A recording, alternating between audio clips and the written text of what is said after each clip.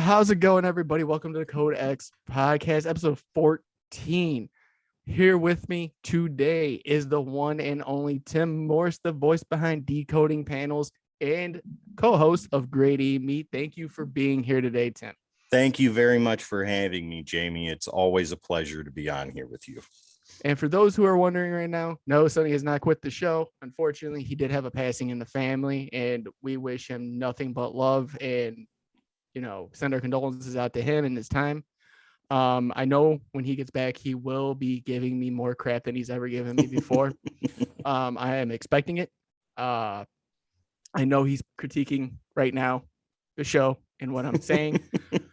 He's got notes probably written down about it. Like Jamie blinked 32 times in the first 3 seconds. Jamie, you were only supposed to blink 29 times. Yeah, I know. Segment. We're going to have to go over this. You're on the list. But as usual, last week we went over Spider-Man issue 36, which was a big, impactful comic at that time. All the comic book news. Sonny talked about himself forever.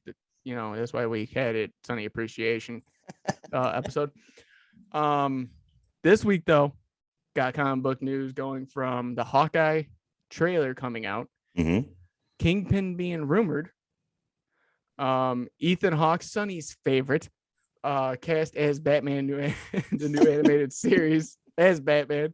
Andrew Garfield's Spider-Man leaked. We got the new Wolverine game, and we also have the Penguin, another Sonny Kruger special, getting an HBO Max spinoff, and this is the Penguin from the Batman movie with Robert Pattinson, which hasn't even been released yet. No, and it's already got something going on, which is incredible. As usual, we got our works, which me and Tim will be talking a lot more about. I'm kind of excited to talk about that. Oh God, man, because there's some cool stuff. We got so much. If anyone hasn't seen our YouTube lately, go check it out. But we'll talk about that more later. Oh yeah. A segment that Sonny came up with out of nowhere as usual, so we're doing it again. Do you know, where I'm gonna ask Tim 3 questions? Tim's gonna ask me 3 comic book related questions, and we're gonna see who can actually answer them without looking completely foolish. Me and Tim came up with one this week too. Top 5, and this week is top 5 worst comics we've read, which I'm actually excited about because I'm probably gonna get a lot of hate out of it, and I'm pretty sure Tim might too. Well, that's okay because it's getting colder, so we need a warm spell to come in. Oh yeah, that warm hatred is all we need flowing over us. That's why I'm wearing my Punisher shirt today. Oh, I got Spidey on. Right on. We also have topic of the week, which Tim came up with himself. Thank you, Tim, for this one. This was actually a good one. Speculation issues. How does it affect you? Mm-hmm. And then for the first time, we will be reviewing a current comic that's coming out because Sonny doesn't get current comics.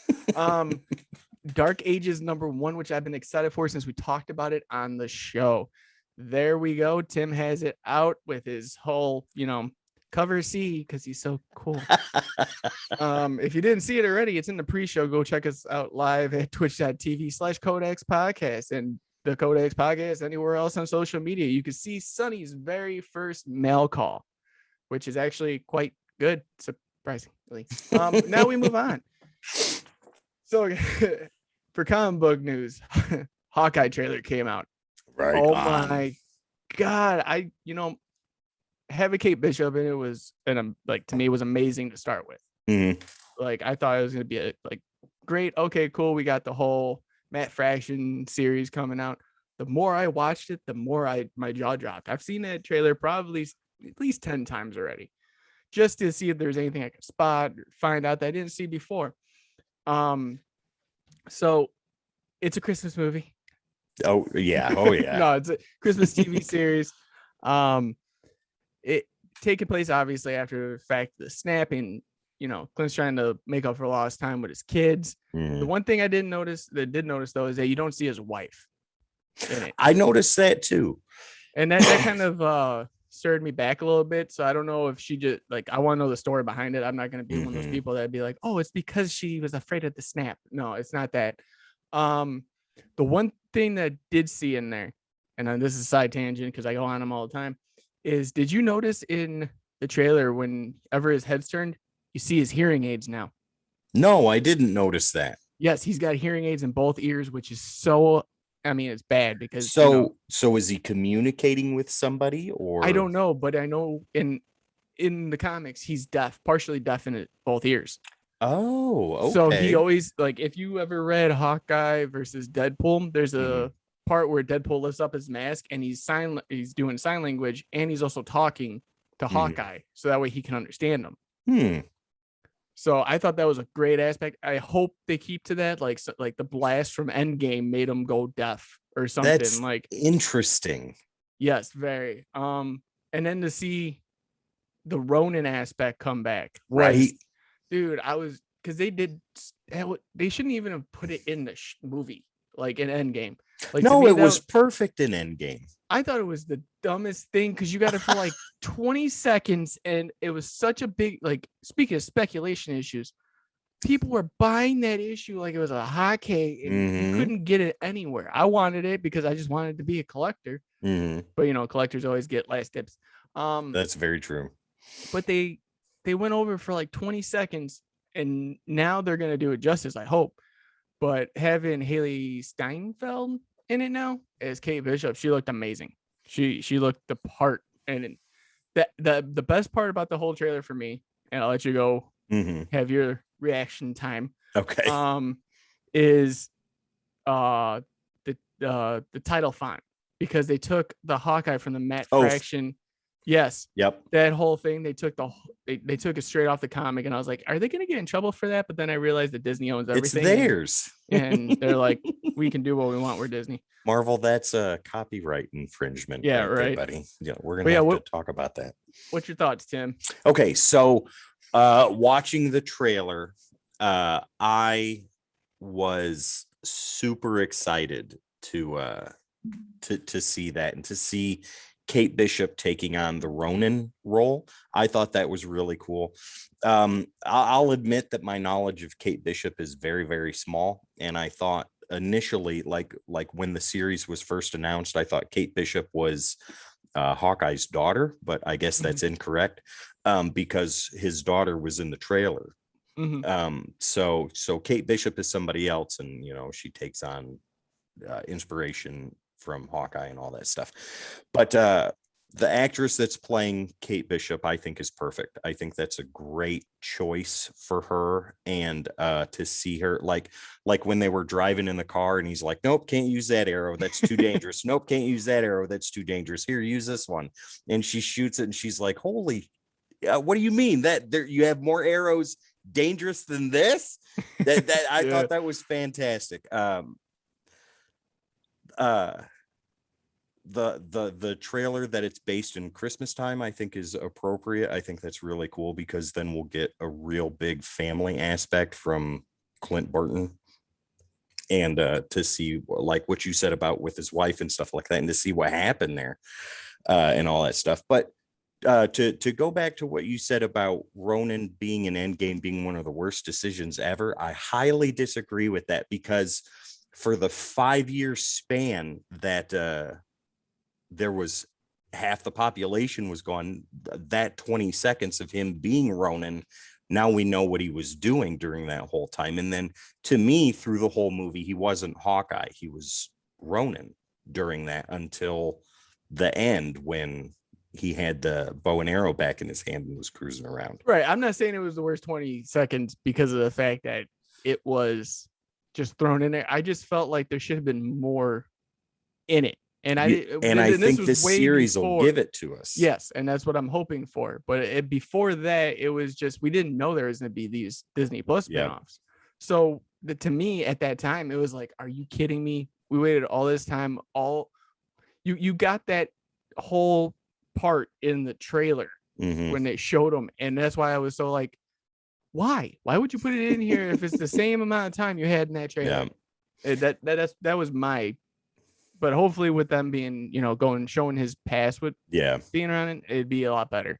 Well, speaking of Hawkeye, I'm going to take you into the next news segment, and that is the rumor that Kingpin is coming into the show.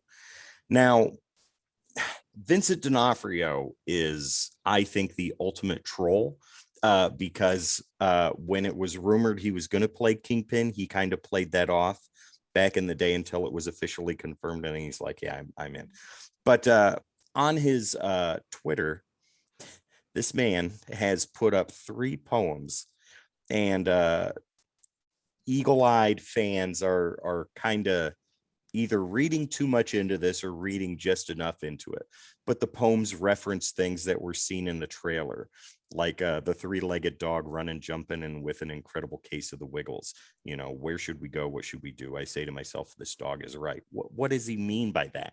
But then he goes on, and then, the roach doesn't come when it's called. You guys can see all this on Twitter. Just go to his Twitter page and you'll see it.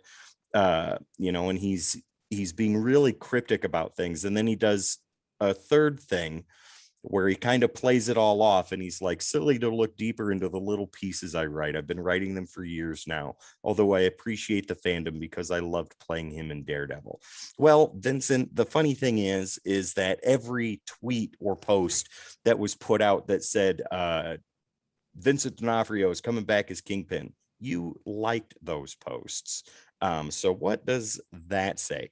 My personal opinion is I think that he's being very smart about what he says and what he does. And I think that there may be a little bit of method acting here. And I think that we'll see or be referenced to something having to do with Kingpin, because it's no secret that Kevin Feige wants Charlie Cox and Vincent D'Onofrio and John Bernthal and Kristen Ritter to all come back. Everyone but the guy who played Danny Rand. Yeah, we got that. It's called Shang-Chi. Yeah, but it's no secret that he wants all of them to come into the MCU proper. So I think that this might be the segue into that. Well, I think, if I'm not mistaken, Spider-Man comes out before Hawkeye. I think around the same time. I think Hawkeye might come out first. Maybe. I don't know. Okay, so my idea, which I told Sonny on the last show, because I know you watch all of our shows, was that the whole Charlie Cox thing, him being the lawyer, is him, the multiverse coming in, bringing those characters in, and I still believe that Kingpin is going to be one of the Sinister Six. You think so? And that's why, or he's running the Sinister Six. That makes more sense. And that's going to bleed into Disney Plus's Hawkeye. He's going to be the mayor of New York and basically run it. And I think that's what's going to happen is he's going to settle this up, make himself look like the good guy, get the mayor role, and now he's in Hawkeye. That is an interesting fan theory, and that actually makes a lot of sense. This isn't theories, this is truth. Because Charlie Cox cut down the rumor that it was him slamming the papers down in the Spider-Man trailer. You can tell that that's not him. That looks just like a detective or a cop or something like that. So it's not him. But I think that if Charlie Cox is not in Far From Home, then Nelson and Murdoch will be. Yes.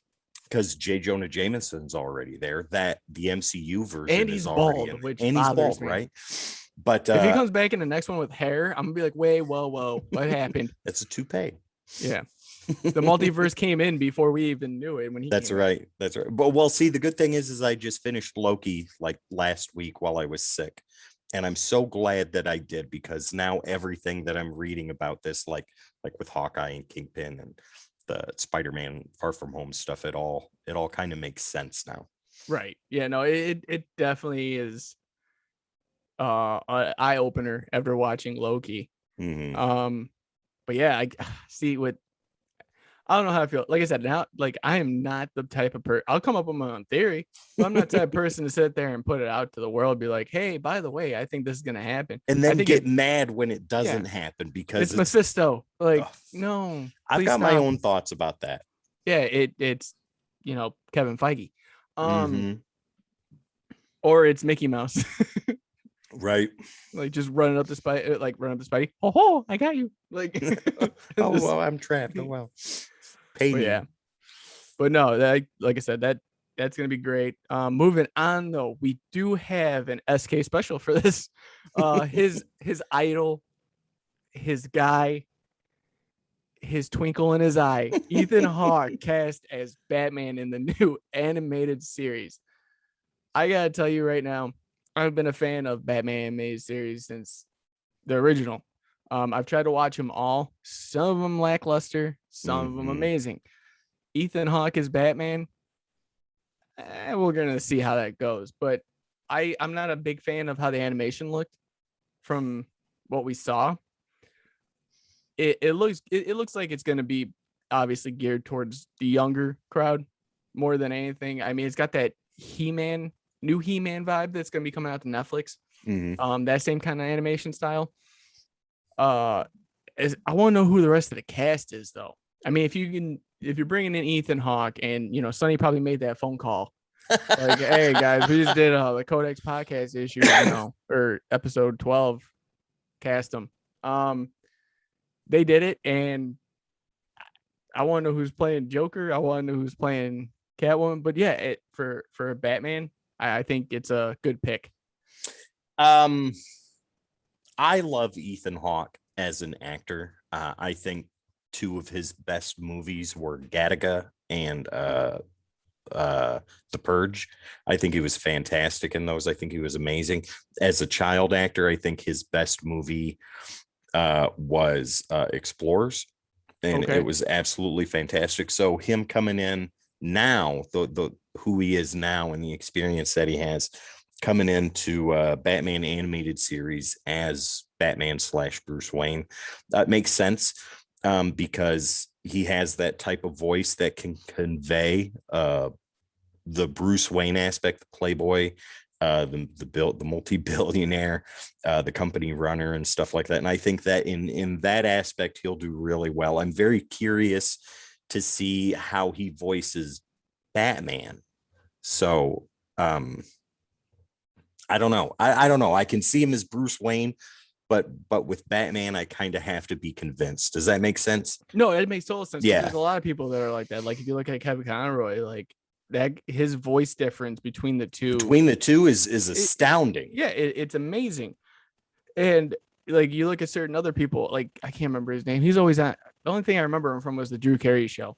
It was the friend, not the tall one, but the littler one, like the dark hair guy. Oh shoot, I can't remember his name, but he's Rex in Napoleon Dynamite. Rex Kwando. Yeah. Yes. He's just kicking people with his Patriot pants. Grab my arm, my other arm, your other arm. Yeah. He played him, and he knocked out the part. Which one did he play? Batman? Brave and the Bold. No kidding. That okay, right on. That makes sense though, because of the atmosphere that the Brave and the Bold was. Yes. So I mean, there's others that just sound the same, and you can't have that. To me, everyone's always like, or what was it? When Dark Knight came out, everyone was going after Christian Bale because it's like, why does he sound like he's a 10-pack a day smoker, Clint Eastwood? Because he's sounding as Batman, but then when he's Bruce Wayne, he's not. It's like because he needs two different personalities, or personality traits. Like you can't have the same voice and fight crime and be like, hey guys, how's it going? And then go to fight at the end like a villain, like Clayface. Hey Clayface, how's it going? Like, see, I like Snyder's Batman where he had the voice modulator. That made sense. Yeah, it was kind of like with Arrow. With Stephen Amell, when every time he was talking to somebody, he had the voice modulator. Yeah, and it changed his voice when he was talking to him, so they never knew who he was. But yeah, as far as Ethan Hawke goes, like I said, I think he's gonna do good. We're gonna have to see, obviously. Yeah, I'm sold on him as Bruce Wayne, but as Batman, I have to hear it. Right. But as far as the rest of the cast, I'm waiting to see who they get after they got him. Have they said what other characters are gonna be prominent in the show? Bat cow. No. Batmite. Yeah. Oh, if there's Batmite, I'm done. So yeah. Other than that, yeah. I mean, well, let me take you into the next bit of news then. Right. This one's kind of cool. This one I've been paying attention to, and I know. And I believe I even sent you some of the pictures and stuff that were leaked around before Sony took them away. Right, as they do, and then the trailers come out. So Andrew Garfield, the Spider-Man No Way Home pictures, and I think it was like a 2 or 3 second video clip that were leaked. In the pictures, if you've seen them, you know what I'm talking about. If you haven't seen them, I'll give you a quick rundown. So in the pictures, you have one picture that shows Tobey Maguire in front of a green screen. They're on some sort of scaffolding, and he's got his hand out like this, and you see the shoulder part of somebody. But in the next picture, you know that it's Andrew Garfield, and you see Tobey Maguire's hand. Both of them are in their respective Spider-Man suits. And there was a short video clip, I think, of that as well. It was only like a couple seconds. Well, it stayed up a lot longer than I thought it would, and then Sony had it removed from the internet. So that just fueled the rumors right there. But I think the biggest kicker was when Jimmy Fallon had Andrew Garfield on his show the other day. Yep. And he was talking to him about the new movie that he's in, having to do with Tammy Faye. But he's like, well, I want to talk to you about something else.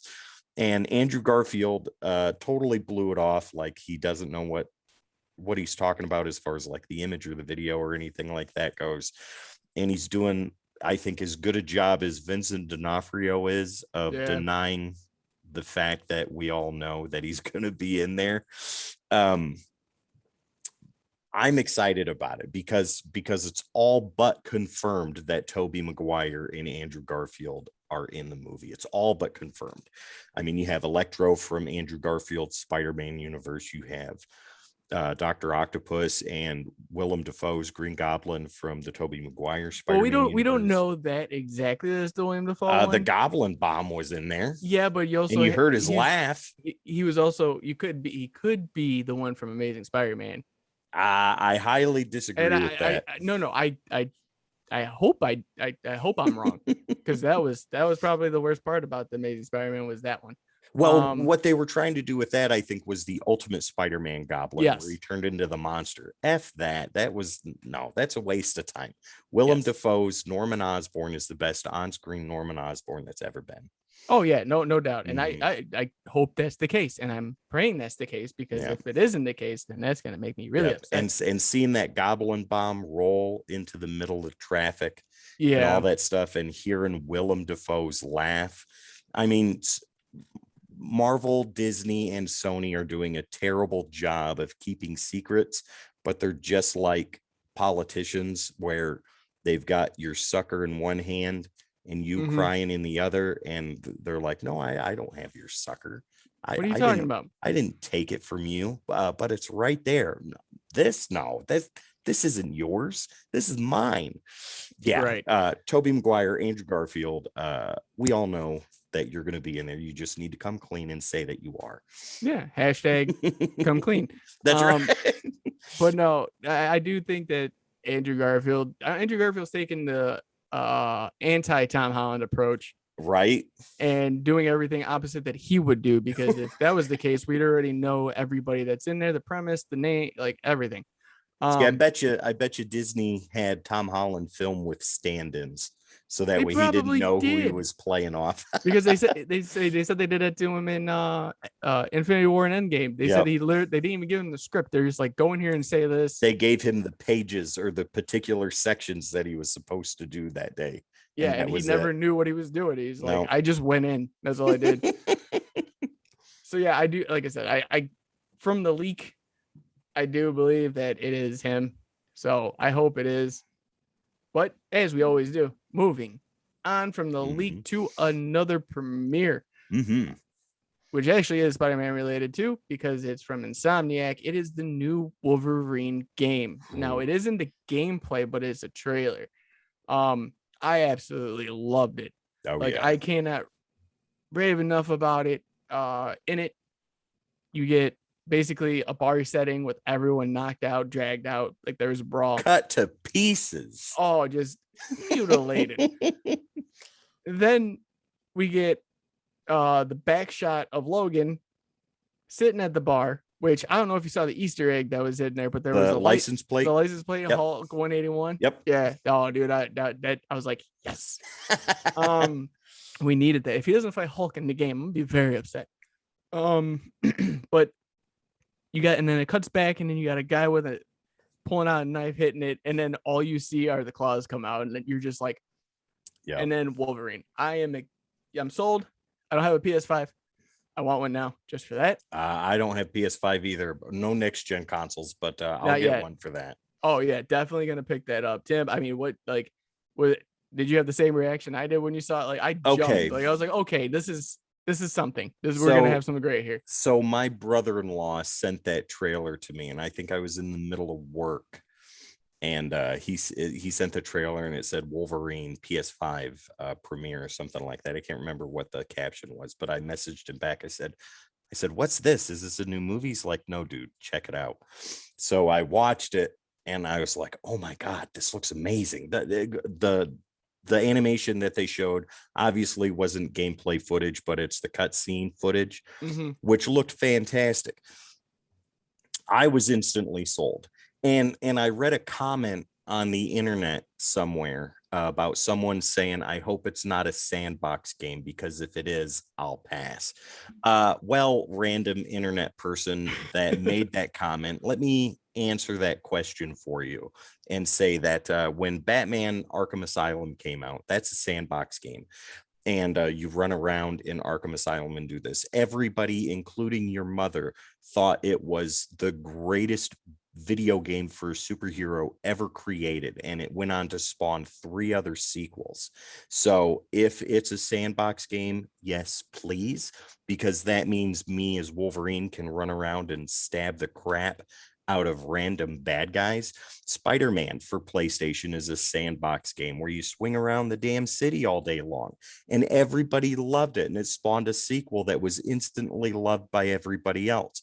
So it makes perfect sense that the Wolverine game is going to be sandbox, which I readily accept. Super excited for that. That would be the reason why I get a next gen console, as if Miles Morales Spider-Man wasn't enough of a reason. That right there would make me get one. Yeah, I'm definitely in. I can't wait. There's so much, like, we are right now, I'm just gonna say we're spoiled when it comes to comic book everything now.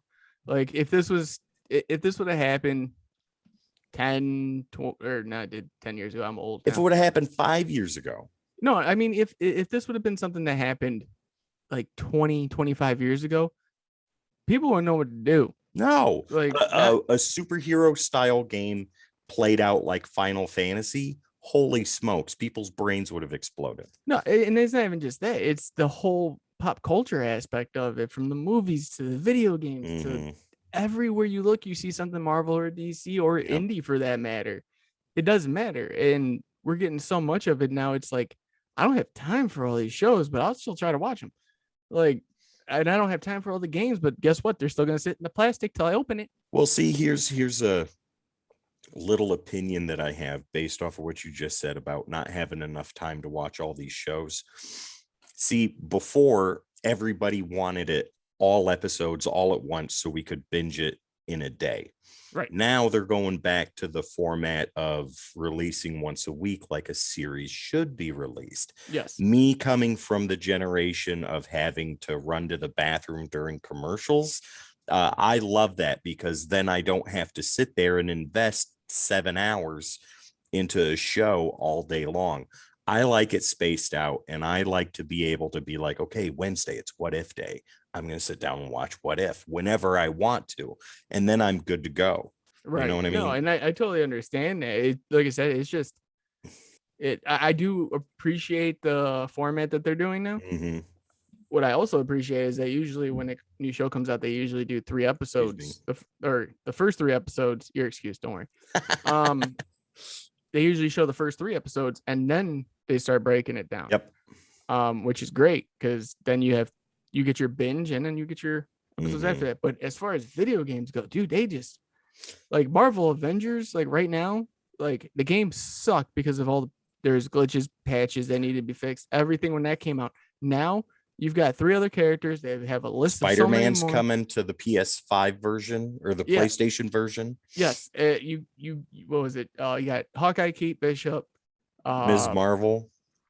Well, she was the premiere for the Xbox. Yeah, well, no, she's actually the story. Oh, yeah, that's right. And then you got Black Panther just popped up, which is awesome. But like you have all this extra content you could put out now with Wolverine. You could have all this extra content with Spider-Man. You know, it's just the sky's the limit right now, and it's just a great time to be a comic book. I 100% agree with you. I have old comic book games for my Super Nintendo and my Sega Genesis and my Game Boy Advance, and playing those is cool and all that stuff because they're side scrollers and it only takes a couple hours to beat. But with the new stuff and stuff like that, if the game is done right, and Spider-Man is an example of what's done right, the Avengers is an example of what's done simply because you think the fans will take it. Spider-Man had a lot of time, effort, love, patience, blood, sweat, and tears put into it, and they didn't put it out until it was ready. Right. The Avengers they put out, and they're like, there you go, here you go, have fun, buy it, and now you have to pay more to do all this stuff. What did fans do? They revolted, and until things got fixed. And now look at the Avengers, and people are excited to see Spider-Man coming in, and like you said, with Black Panther and stuff like that. So that's the difference between when they pay attention to aspects of what needs to be fixed versus when they just throw out the money frisbee and know people will catch it. Yeah, the problem with that, and we'll change to the next news topic here in a minute. But the problem with the Avengers game was that Avengers was promoted to come out 2 months into COVID. And the developers were worried that if the game came out any later, then no one would be able to afford it. So they put it out as soon as possible before they fixed all the bugs. And I mean, I can see that, why they would do that. Fans got mad. And they did. And I mean, I bought it, I played it, and then I got that end of the game where your Avengers Assemble type, style, and Cat's face is over here, but the rest of them's here. And he's talking, but his body's here. So. Well, let me take you into the last news segment. So sweet. This goes into interesting topic, and the new Batman movie with Matt Reeves directing and Robert Pattinson as Batman. We all know that movie hasn't even come out yet. They're still in post-production with that movie. Well, apparently the movie is so amazing and spectacular and fantastic and vengeful that the Penguin in that movie is getting his own spinoff series. So my opinion on that is Warner Brothers, I think, is banking on this being so good that they're already branching out. They did the same thing with Suicide Squad and Peacemaker getting his own show. But we knew James Gunn was going to produce something good. I enjoyed the new Suicide Squad movie. I know a lot of people didn't, but they're wrong. I thought it was amazing. I thought it was great. I thought it was fantastic. And it was absolutely... Davidson died at the beginning. You could show that to me every time and I'd watch it. I thought it was absolutely... Oh, you know who didn't die, though? Weasel? No. TDK. Javelin. Oh no, TDK. Yeah, they didn't show him going offline. They just showed him. No. In when they're showing the screen of all the different members that were killed. Yeah, he was still TDK's box was still didn't have the red X on it. Yeah. So he's alive. Yeah. But let's see how that goes. But anyways, the Penguin getting his show. I can't make a judgment call on that because I don't know what type of Penguin Colin Farrell's going to play in the movie. You know what I mean? Right. Because I know Matt Reeves has already taken inspiration and just kind of went this way with it. So Batman's in like the second year of being Batman, still more of a myth than a reality kind of thing. And excuse me again. You only get 3, so hopefully I got one more. But with Colin Farrell as Penguin, that would not have been my first choice. I would have actually chosen an overweight actor to play Penguin Danny because DeVito. Penguin, well, yeah, but Penguin's a big little guy, you know what I mean? And Colin Farrell is not. So I'm very curious to see. So I'm going to reserve judgment until I see the Batman, and then with Colin Farrell's performance as the Penguin, then I'll decide if watching the show something I'm going to watch or not. What do you think about it? I think it depends on the premise.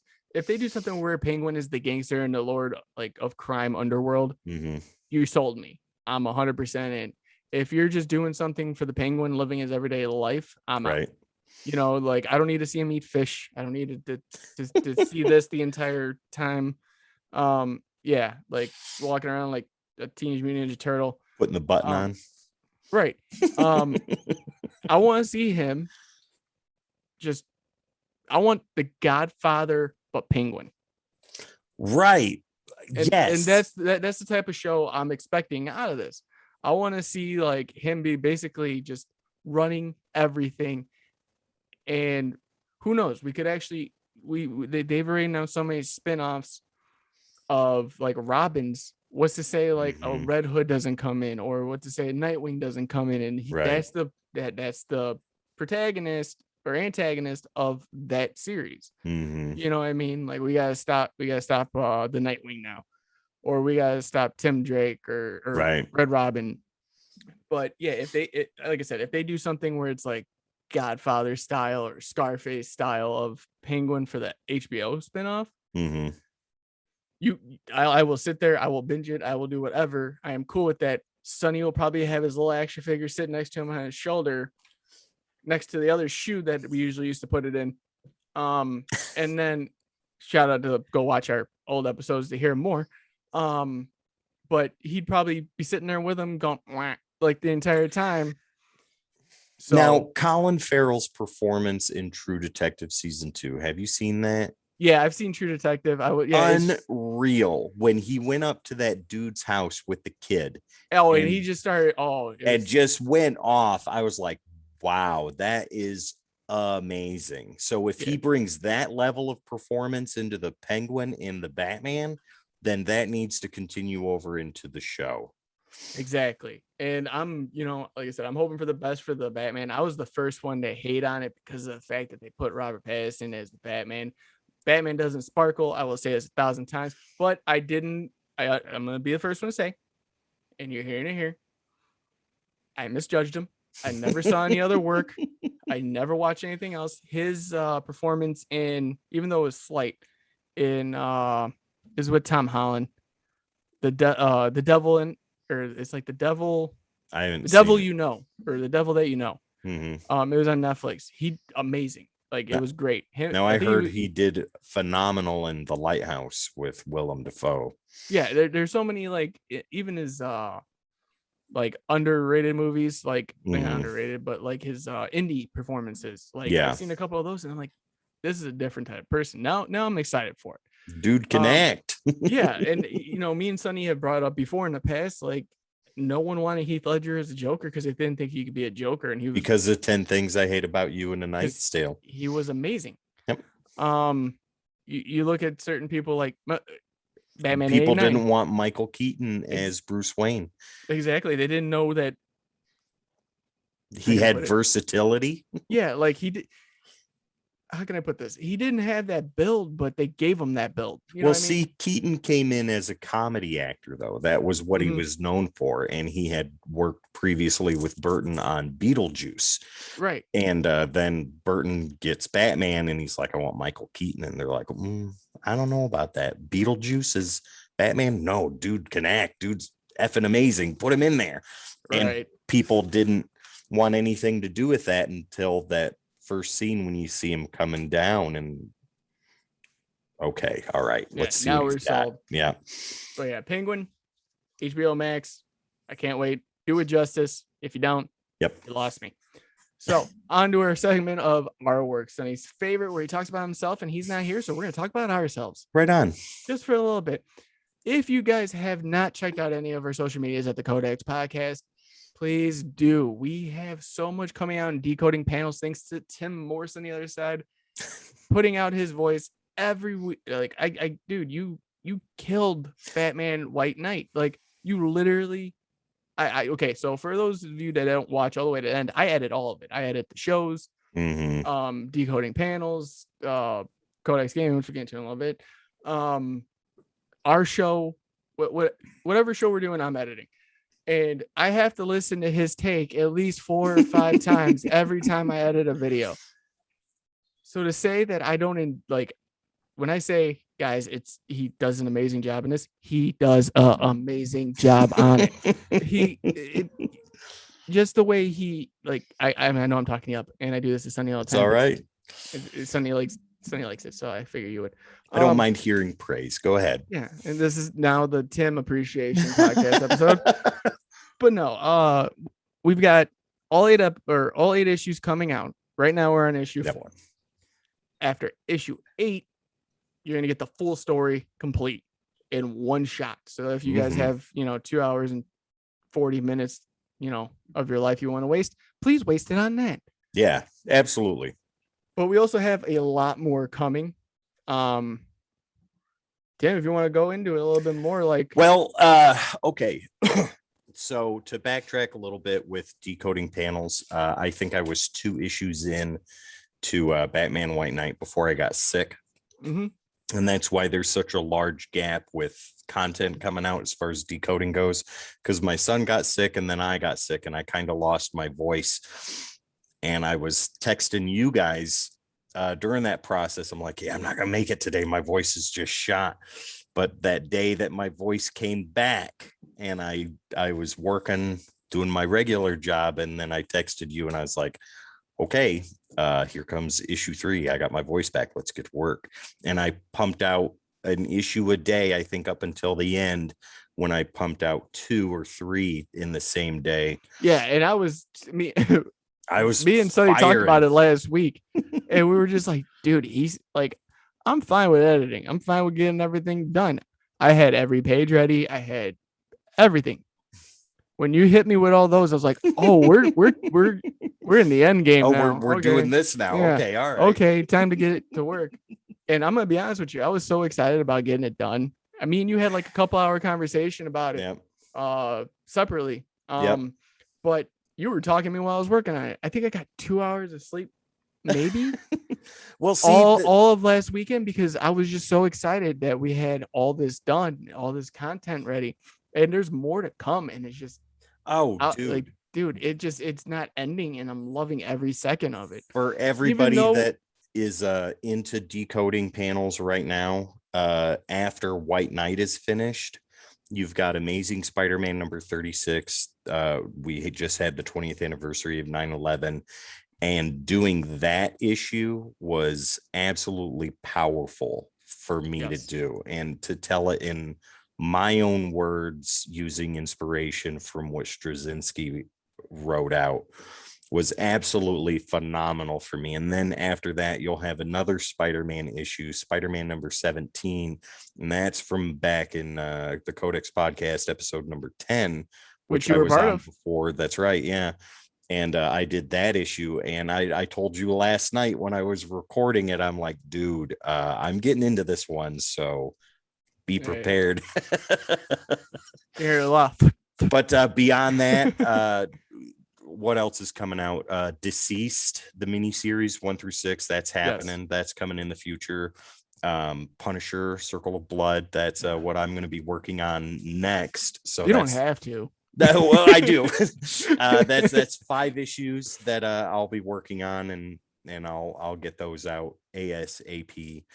We'll take our time with that one. I've got 2 people that are working with me now, and they're coming in. I'm not going to say who they are yet because their work hasn't been finished, but Jamie, you already know who they are. Yes, I know. And you know what? I'm more excited now that we're expanding the family a little bit more.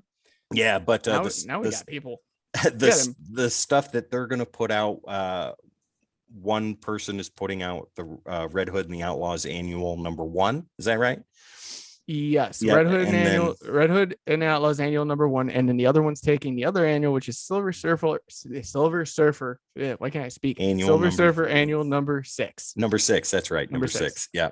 So and it's 3 stories in annual 6. So those will be coming soon. I've been working nearly daily with those guys, and they've got their own lives and stuff going on, but I'm getting them motivated to get to work on that stuff, and I've got other stuff lined up for them to work on too. Another cool thing for decoding panels, I'd like to mention this real quick, is a new segment called Origins. Oh, we're breaking the news. Awesome. Let's do it. Let's get right into it. So Origins. You want to give them my social security number 2 there? No, I don't have that program that protects it. So Origins, Jamie, you and I know you and Sonny had talked about this, but you and I had. Well, actually, Sonny has no idea about this. Oh. I was going to, but he had the passing in his family. Yeah. And I was like, I ain't gonna bother him with this, but hey, guess what? He's gonna find out right now. Well, in the future, coming soon, I'm gonna start work on Decoding Panels Origins, and it's gonna be 15 to 22 minute episodes on characters, some that are very well known, like Spider-Man, Superman, Batman, Wolverine, Moon Knight, and characters that are lesser known, like Super Pro and Darkhawk and stuff like that, Batmite and Mr. Mixelplix and whatever his name is and all that stuff.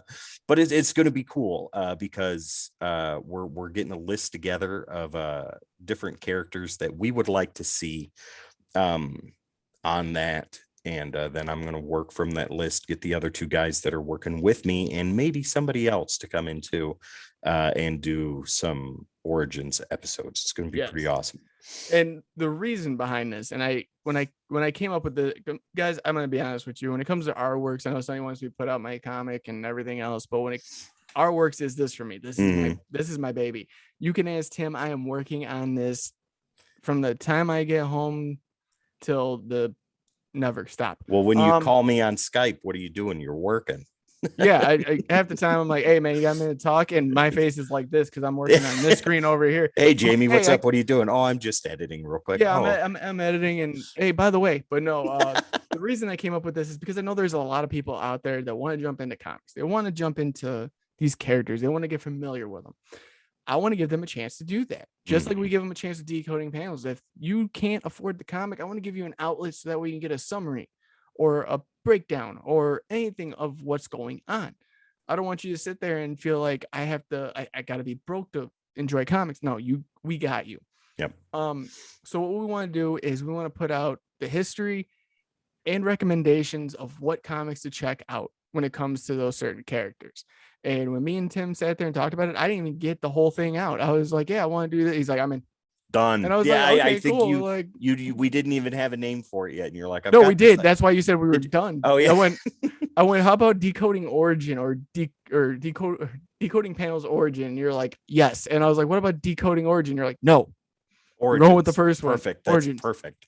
I'm like, okay, we're going with that. So yeah, so that's gonna be something that's gonna be coming out hopefully soonish. I mean, I'm not trying to jump the gun on it, but when we do know, we will let everybody else know as well. Well, the gears are already turning on that aspect, so it'll be coming sooner rather than later. More editing for Jamie and more Skype calls to Tim. That's right.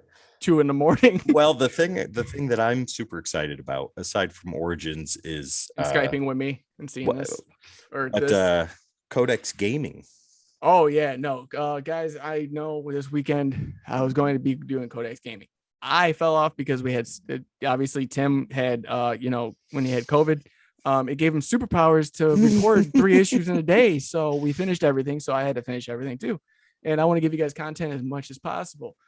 Guys, we have like 14 days worth of content coming out. I don't know if you're aware of this. But this weekend I will be playing Marvel Avengers. I'm trying to find a team to jump in with me so we can play. Let me know if you're interested. Drop your name below. Gamer tag wise, just let me know if you guys want to jump in. We'll play. Cool. If not, you'll be hearing me talk by myself. But yes, Codex Gaming is going to be more we're gonna be more into it. I'm gonna find more time to do it, at least an hour or two a week. I'll be in the chat whenever you play too. Yeah, so Tim will be in the chat. You can talk to him about decoding panels origins or just talk to him about stuff that like Grady meets that you should be talking about, because why haven't you plugged that yet? Because we're on the Codex podcast and I was just waiting for the opportune moment. Sonny would plug a book 7 times by now.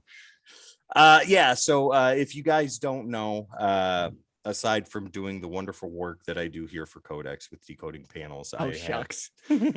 I have something else that I do with my friend Vampy, and it is called Grade E Meet. And if you haven't watched it, I highly recommend you go check it out. Not because I'm in it, but because it's awesome and hilarious. And basically, it's me and my friend Vampy, and we sit there and we watch movies, really obscure movies, popular movies, weird things off of the internet, and stuff like that. And we have friends come on. Our friend Amy from Fantasy Fiction Fanatics, she's a regular guest. Vampy's husband, Enigma, he's a regular guest. We'll be shouting them out too. Link's going to be in the description below for all Grady Meet. The other shows, also Amy's show, I'm gonna try to find and try to plug something in there for her. I can pass that along to you. But the cool thing is right now we're in between seasons 2 and 3, so we're doing jerky bites, and those are little outtakes, less than 10 minutes. Dying from those things, dude. I was like, you don't even understand. Like I do, and I'm an avid person that when you share it, I'm usually the first one to jump in. Watch as much as I can with the little time I have, because I'm usually editing. Or I'm working on new stuff for the show. But dude, like I was cracking up. The time warp one, the time paradox. Oh my God. I was in tears. The funny thing is every time Vampy plays with her Amazon account, which is what she watches her movies on. I watch on my Voodoo Fandango account. So she watches on her computer, I watch on my television, and every time she messes with Amazon, it freezes and she gets stuck in some weird position. And we had Amy on there and Vampy was frozen, and then that's how the time paradox happened. Yes. And if you guys get a chance, please check out Grady Meet. It is worth the time. The games are amazing, and there's going to be a couple special guests. That's 3. Right. We're going to have you and Sonny on for a neat little segment we have called Lunch Table Confessions. If you guys haven't seen that, we've done one already with a personal friend of mine, Pat Miller, who played Joey in a movie called Maximum Overdrive. Maximum Overdrive is one of my all-time favorite movies, and getting to talk to Pat Miller was an absolute dream come true. And since then, me and Pat have actually become friends. Vampy and Pat are friends now too, and it's fantastic. And we're going to have you and Sonny on for the next Lunch Table Confessions. Also for season 3, we've got gameplay coming. We're going to do Among Us, Season of the Witch, and Magic the Gathering Arena. And Jamie, you're going to be a part of some of that stuff too. Yes, I will be. Yeah. So you guys are going to see some cross podcasts going on. It's going to be amazing. It's going to be great. Yeah. But Tim, I got a question. Is this, did you know? Do you know? Ooh, go ahead. Do you know that it's your turn to ask me 3 questions and I ask you 3 questions? I am ready for that. Are you ready for that? Because never. I worked on these questions all day today, and I was sitting there thinking about it, and I know that you're a big Batman fan, especially with the newer stuff. Yeah. Right. So I think I've got 3 questions that are going to stump you, and I think one of them is going to make you mad when you don't get it. I'm going to be mad no matter what, because I'm probably not going to get any of them right. And then Sonny's going to be texting me. How did you not know that? All right. So first one, this is a true or false. Okay. All right. True or false? Teenage Mutant Ninja Turtles had a full rock concert tour and production in the early 90s. True. That is true. Do you know who it was sponsored by? That wasn't part of the question. You said true or false. This is bonus point. Who was it sponsored by? Who was it sponsored by? Vanilla Ice. Pizza Hut. Wait, what? Yeah, nope. Yep, you're right. Yep. Here's another. Wasn't it Domino's though in the movie? It was Domino's in the movie, but Pizza Hut sponsored the tour. Okay, that because that makes total sense. Exactly, right? Well, we're only going to pay for to be in the movie. Yeah, that's Right. what we want. Well, okay, fine. We'll take the Rock concert. All right, your question. Okay, so these are ones that I usually ask people when they think they know everything Okay. about it. So, and they're pretty simple, but they're pretty you gotta think about Okay. them. All right. So none of them are like true or false or multiple choice, just straight answer. That was the only true or false one I had. Okay. What is Wolverine's biggest fear? It is mentioned. I'm trying to remember the comic. I tried looking it up before we started, but I didn't have time. Wolverine's biggest fear. Biggest fear. Being alone? Nope. I'll give you one more. Not being able to fool around with Scott and Jean at the same time. Okay, Hickman. No, I have no idea. His biggest fear is actually drowning because the adamantium weighs so much in his body that if he went because I forgot which one it was. I think they were flying over the ocean and they're like, once you go look out the door, it looks or the hangar, it looks nice. And he's like, no, because if I fall, I'm not gonna be happy. Like he'll just drown and drown and drown. Yeah, and it will continuously keep going. So it's drowning. Question 2. This one you might not know. What was the first title released by Valiant Comics in 1991? Bloodshot.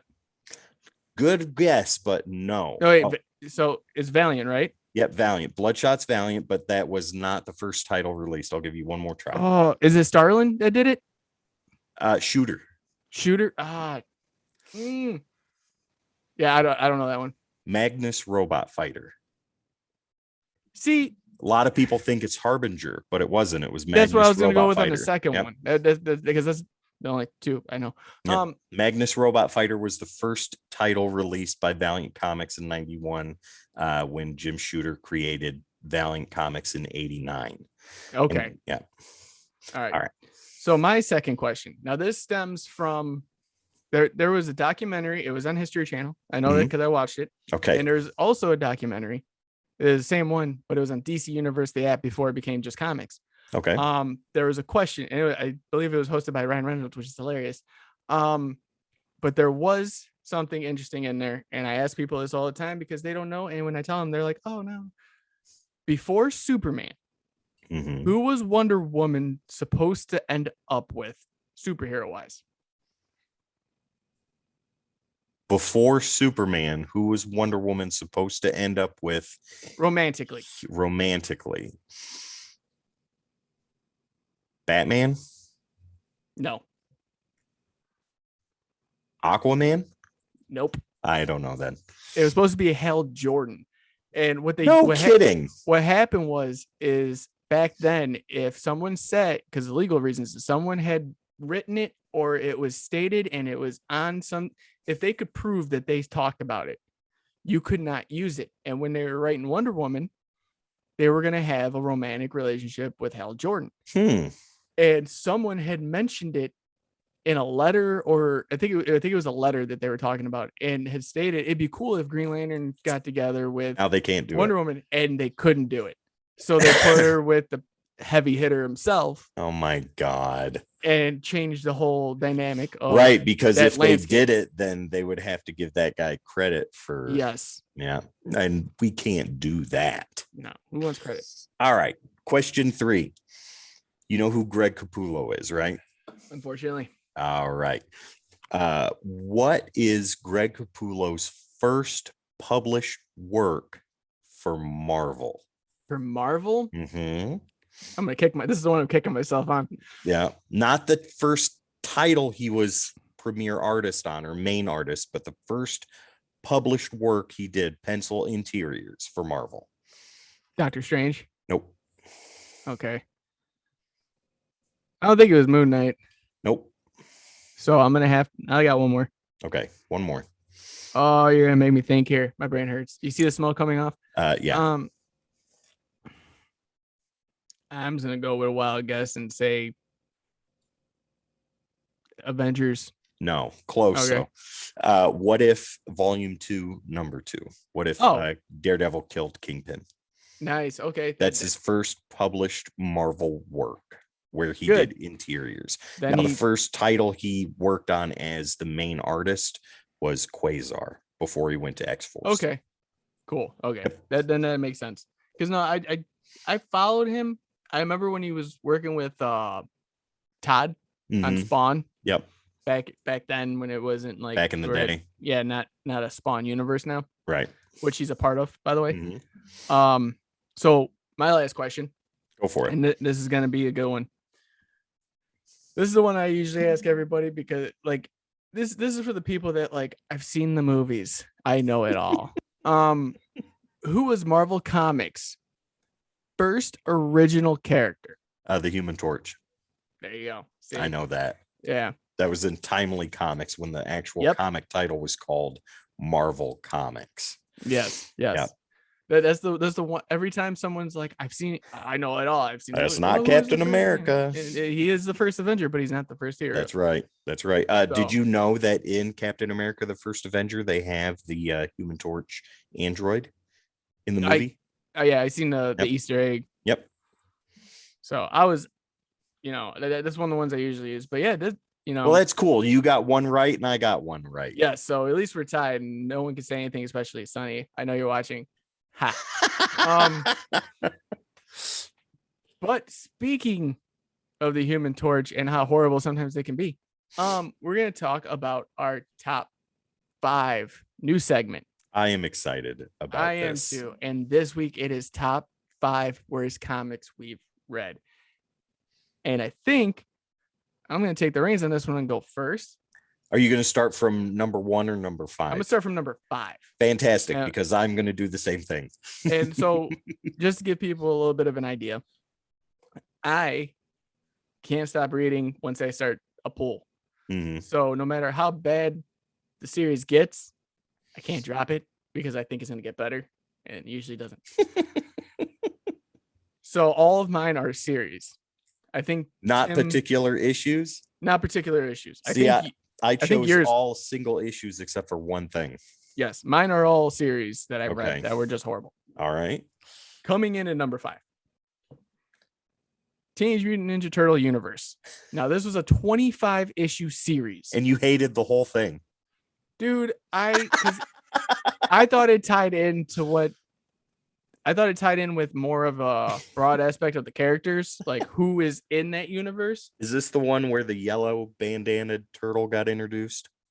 Oh, Jenica? Yeah. This is after she was after. Okay. I am right. But they made it more of like there's no turtle there's like 3 issues with the turtles in it. Like legitimate turtles, which is fine because it's the universe. I'm cool with that. But when you're focusing Krang the entire time, that's not the universe to me.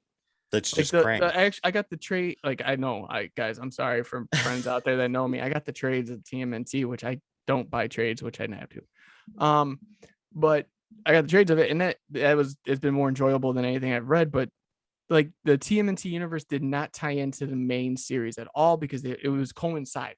Like they worked together and they didn't tie in. There was one issue where it tied in. I think that was issue 2, and they were going through the Baxter build or Baxter's laboratory. Yes, and that tied into it. And then after that, there was nothing. Wow. So, and you didn't really learn anything about other characters. You just got like kind of an adventure and like, hey, I'm here. And it was just if you want to read it, go ahead. If you're a TMNT fan, go nuts. But it wasn't my cup of tea. Are you going to do your whole list? Or I'll do my whole list and you can. Okay, go for it. I'm very curious. Number 4, Justice League No Justice. This was after Dark Knight's Metal, I believe. Oh, okay. I haven't read this yet. Yes. They broke out and made basic, like these trees were a power each. Like they had like one for empathy, one for like kind of like rage. They took the super and Brainiac was a big part of it. Basically, they made teams like Team Purple and Team Red and Team Green and Yellow and so forth. But there's 4 main teams, and they all like they had like Starro on a team with one of the Robins, it was a complete mess the whole way through. Like nothing made sense. Like Lobo was in there for like a panel on one of the teams, and he, Bastich, and then moves Wow. on. It was just the end setup, what was coming, like the final issue, which I kind of figured was going to happen, but the rest of it was so bad. Like I dreaded reading it. Like I was like, and like I said, most people will tell you like, just drop it from your list, but I can't. I'm not that type of person. Gotta finish it. I gotta. If you don't, because there could be a payoff at the end. That's right. And the payoff was you knew all along that you hated it. Yes. There was foreshadowing.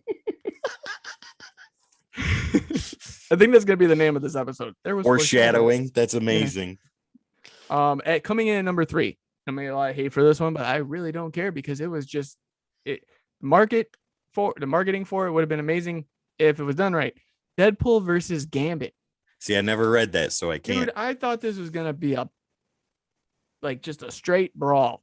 Yeah. And it turned out to be a buddy cop movie where they got the powers of Iron Fist. And I was like, this makes no sense. Zero. None whatsoever. There was no reason for this comic to exist. Like, now I'm gonna have to read this. I wanted this so badly to Is it just a single issue, or is it 5 issues of this? This is 5 amazing. issues of hatred from me. Ladies and gentlemen, foreshadowing for decoding panels. Deadpool. Oh dear. Jesus. You do that, I'm shutting down decoding panels. So yeah, I'm moving on because it doesn't even I don't even want time to talk about this. Number 2. Yeah. You heard it on our first episode, folks. Punisher Circle of Blood. That actually is coming to decoding panels. That is, unfortunately. I'm trying to talk Tim out of it, but no, it's already on my work list. Yeah, he's already got it. I got the pages set. So why did you hate it so much? It's not the fact. Okay, so first off, it was labeled as a 4-issue miniseries. Yeah. It's a 5. Yeah. With the finale. And the first issue is double size too. It's like 46 pages without the ads. Yep. It was, like I said on the review before, it was a good Frank Castle story, but they didn't give when he debuted in Spider-Man, you've seen his uprise. You want to see that in his solo series. We didn't get it. We got a mention of his family and what had happened. Like it literally when you go through it, that's like the whole driving force behind Frank Castle. Exactly. At the beginning I was confused because there's a part, and people are gonna obviously see this in decoding panels because they had no choice now. He's in Rikers trying to figure something like a problem out. The fight scenes are cool, but the art in it threw me off completely because at one point he's got his whole prison gear on and he looks scrawny and small, and then he has that superhero moment where he rips it off and he's just rip and looks like he's on steroids and chews needles and swallows babies. Right on. Like it, even like, so there, I forgot what the group name is because I don't want to remember it anyway. But there's a group in there that they're talking about that are trying to like help Frank with like money and anything else so that he can go kill people. Which, by the way, the killing in it, he doesn't really kill. Like somebody said, oh yeah, they kill everybody. He kills people that don't matter. Right. Like there's no like, hey, I'm taking out Jigsaw on this. Yeah, somebody. Which both of them are primary players in this series that we do not get a lot of. Like Kingpin plays his own death, like fakes his own death, and he doesn't come back for. And this isn't even your number 1. This is your number 2. This is my number 2. So imagine what my number 1 is, and it breaks my heart to have to talk about it. But oh my god, we're gonna get to it. But dude, like, okay, back to the group. They talk so much about how many people are in it and all this. There was 3 people in this group that are mentioned, and that is it. Oh wow. Oh, we have people all over the country. There's a dude from Texas, and they called him Texas. Hey, Texas, where are you from? Take a guess. Texas? Oh, okay, that makes sense. He looked like Doug Dimmadome, owner of the Dimdale Dimmadome. Like, it was bad. And I don't mean it like I love the Punisher. I have the second series, I have all 115, 16 issues. Well, okay. Amazing story. What's your number one then? For those of you who know me, no, I'm a big Green Lantern fan. But my number one is Green Lantern Season 2, written by Grant Morrison. And the only reason I kept going with it was because of Liam Sharp on art, because that was spectacular. Mm-hmm. The whole story made no sense. The first season felt like every book was an annual, including the annual. I know, shocking. Well, Grant Morrison's writing is just... Dude, he has some great stuff. Like, I mean, completely, I mean, he's bat crazy now. Not Batman, but he's just crazy. Mm-hmm.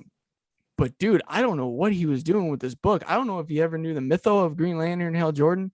He tried to make him a space cop, which he's supposed to be. Mm-hmm. And he made him like the opening scene of RoboCop, where the dude got shot like 30 times in the face.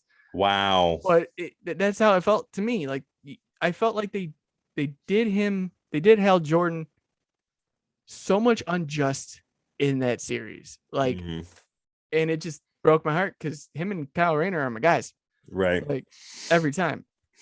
But dude, like, the writing was just, dude, it made no sense. Half of it made no sense. Like, the first season I had to reread 3 times. Mm-hmm.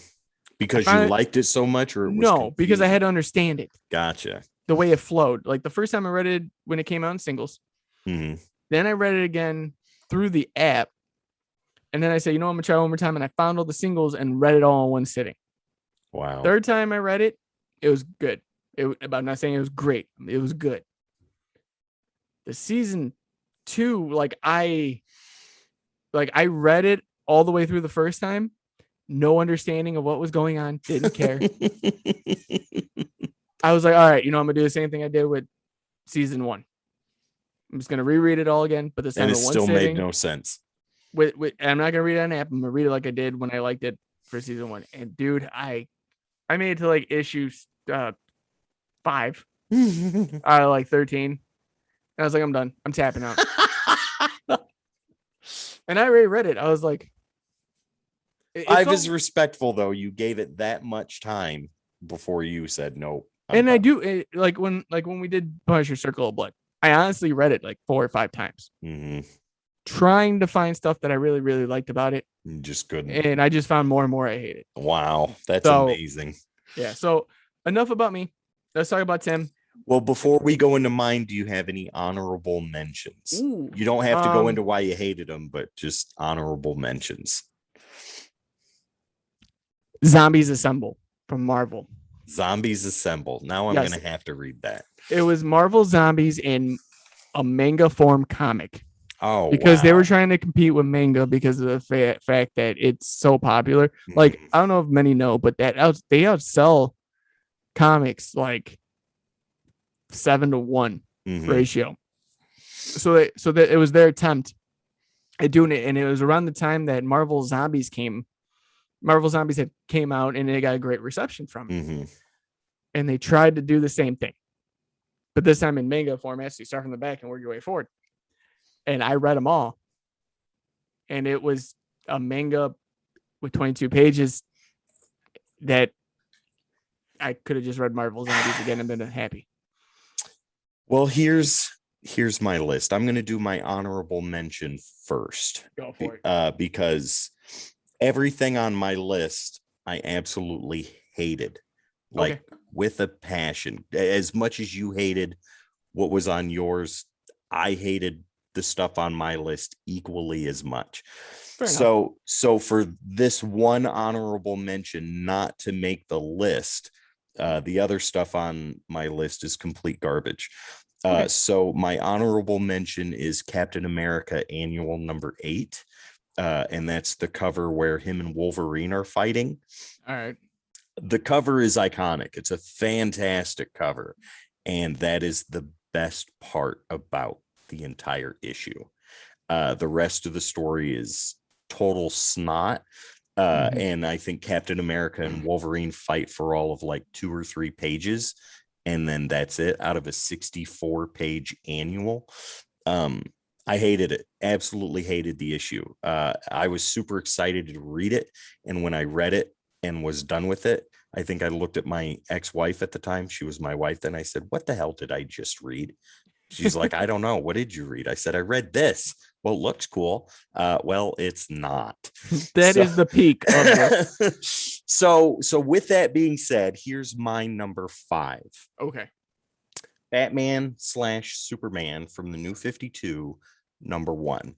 The story was good, but the artwork is atrocious. I am not a Jay Lee artwork fan at all. I cannot stand anything that man does, from Hellshock to X Factor to covers, Namor, all the other stuff that he's done. I think his work is absolutely terrible. And every time I read something that he has done artwork for, I have to force my way through it. And that's what I had to do. I've read most of the series for Batman, Superman from the New 52, and it honestly got so much better for me after Jay Lee left. Yeah. So that's my number 5. I hated it for the artwork alone. I could not stand it. So my number 4 is Final Crisis, the entire series. Everything having to do with Final Crisis was just one big cluster of mess. The death of Batman, spoiler alert, that wasn't actually Batman, also spoiler alert. And then Batman going back in time and all that other business, and the whole thing was just a mess, and it didn't make any sense. And then they had to write a companion series to help it make sense, and that didn't even help it make sense, because you had to follow all these issues all over the place on random titles that you didn't know anything about, that had a pivotal moment in the Final Crisis storyline.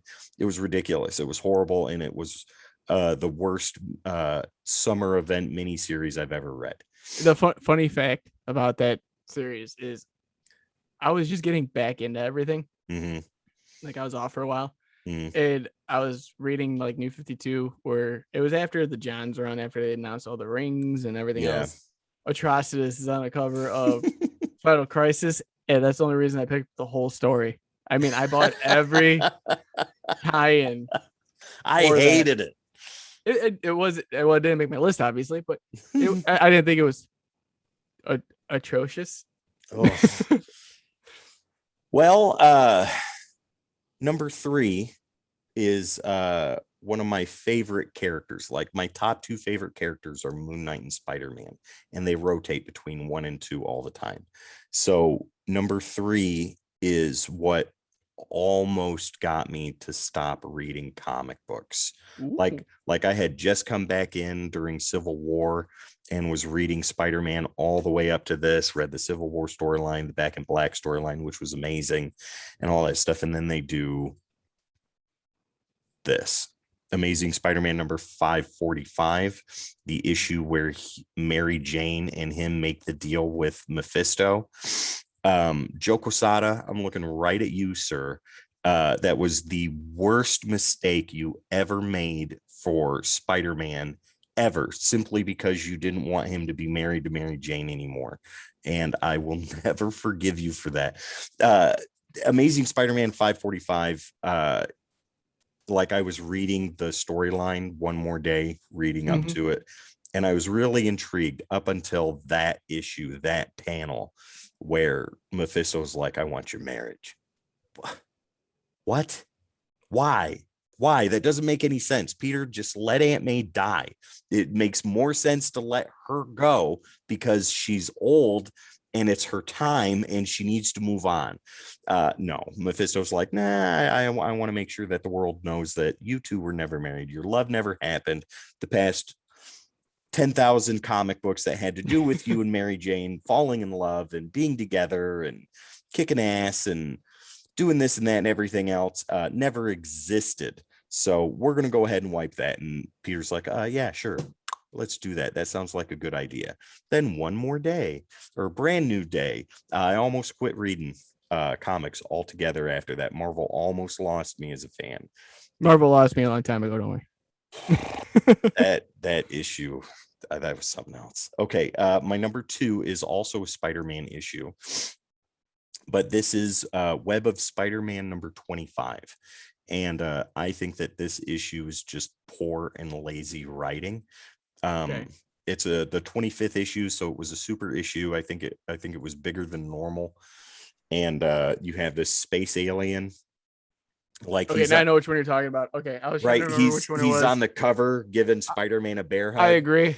This issue is absolutely worthless. Like, this issue does nothing to forward Spider-Man's history or story or anything like that. And the space alien's like, I'm going to go down to Earth and I'm going to kick Major Tail and I'm going to bring you back all this stuff, but I'm going to beat up Spider-Man first. Yeah, you go ahead and do that. That'll be amazing. Show us you're a super awesome dude by going and beating the crap out of Spider-Man. And then he comes down and the dialogue is horrible. The action sequences are horrible. The artwork is 80s artwork, so that's forgiven. But just the issue itself is a completely worthless issue. It's read it if you want to, and then I have it. That's why I never continued it. It's okay. But so, okay, let me rephrase. I do pick them up in pulls, and when I do, I was back issue diving and that one came across it. I picked that one up and I never. There are 2 series that I have read from 1 to the end that I was thoroughly disappointed with. Web of Spider-Man being one of them. And a lot of people are going to hate me for this, but I don't care because I'm right. Moon Knight Volume 1 through 36 or 32 or whatever it is. Thank you guys for showing up. This has been another episode of the Codex Podcast. Doug Monick, whatever he was trying to do with that, it didn't work. Sienkiewicz's art was amazing. Yes. And Denny O'Neil, when he was the editor for that, even came in, I think, halfway through the series and did a big editorial. That was the first thing you read. And he's like, yeah, sometimes we screw up and we're screwing up with Moon Knight right now. But I hope you guys stick around. And then 10 issues later, the series is canceled. I was disappointed with every single issue I read with that. So yeah, Moon Knight Volume 1 through the end is an honorable mention. And I love Moon Knight as a character. But my number 1. I already know what this is, and I can't wait. The absolute worst comic book I have ever read in my life was the number 1 selling independent comic book for years. And that would be Rob Liefeld's Gem, Youngblood number 1. Okay, so back in the day, when I worked for a company called Stash My Comics, I wrote a review on Youngblood number 1. I did it for a segment called Back Issue Pin to the Future. And like when Youngblood came out, I didn't gravitate towards it. I went towards Savage Dragon and Shadowhawk and Spawn and Cyberforce and Wildcats. Those were the things that I focused on. Smart move. I totally disregarded Youngblood because I was not a Liefeld fan, so I didn't even want to bother reading it. And I stuck with the other stuff. And years and years and years later, I finally get a copy of Youngblood number 1. And I sit down and I'm like, yeah, I'm excited to read this. I hope it's good because, the cover artwork looks fantastic with the missing feet and the hill that covers the feet that doesn't need to be there and all that stuff. But I was like, yeah, okay, cool. I'm super excited. And I read it.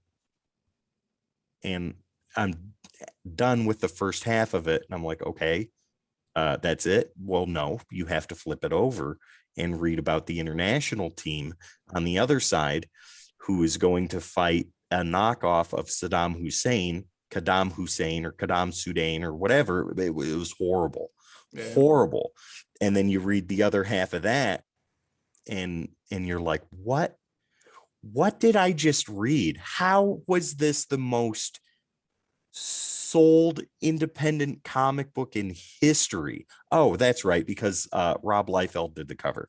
Well, I put on Twitter for Stash My Comics when I did that, and I tagged Rob Liefeld in it. And for the rest of that day, had a Twitter war with Rob Liefeld where he was bitching at me about how our website was just a small no-name website when we actually had like 30,000 members on the site that use the site regularly to stash their comic books. So we weren't something small. And how my review was worthless and this and that. And I was like, well, Rob, you had to read the review to see that in that review, I said I didn't hate you as a person until now. I just didn't like your work on Youngblood. I loved your work on New Mutants, and I loved your work on X-Force. But Youngblood was an atrocious piece of garbage, and you knew it. And you knew it was, and you still put it out, and you still sold it to easily manipulated kids and teenagers, and they bought it. And when they read it, they felt the same way I did, and they were thoroughly disappointed in themselves and in you. And we went through a Twitter war that whole day where Scott Snyder actually came in and was talking to me. Scott Snyder, yeah, the writer from Batman, guys, came in and talked to me in private messages on Twitter. And he's like, look, I can't publicly come out there and defend you, but Rob's a dick, and you're right. And don't worry about him. I was like, oh, I'm not. I can handle Rob Liefeld. I said, if I can't handle Rob Liefeld, then I don't need to be doing what I'm doing. And Scott and I had a back and forth for a short time, and that was pretty cool.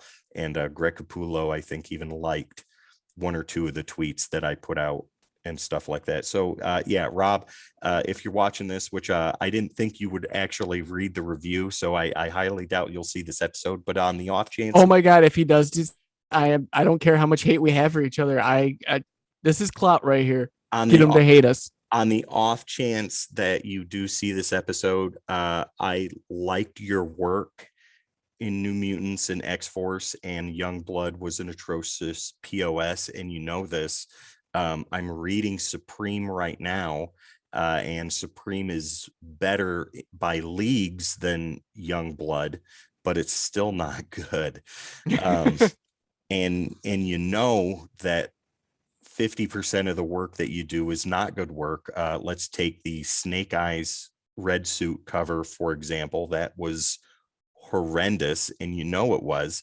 But your work that you did for the cover with Venom and Deadpool fighting each other was absolutely amazing. And I have that.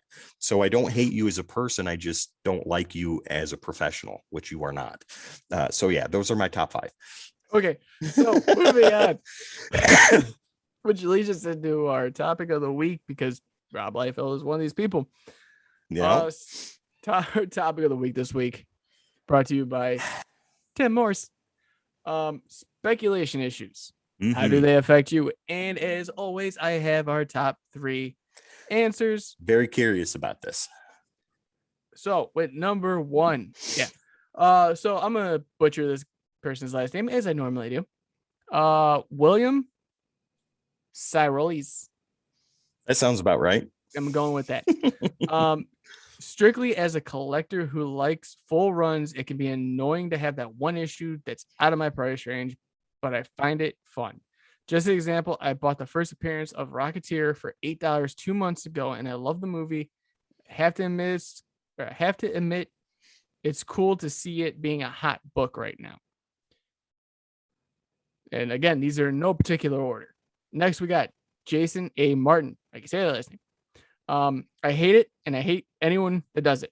You're depriving series readers of an issue in the middle of the run, and at the end of the day, guess who's supporting the comic market between speculators and monthly readers? I'll give you 2 guesses, and the first one doesn't count. So what's the guesses? Speculators and monthly readers. The first one doesn't. All right, we're going to move on. I was just making sure. And this one is actually one of my favorites. If this was like 1 through 3, this would be my number 1. Right. This is Jacob Fudge, because I love the name.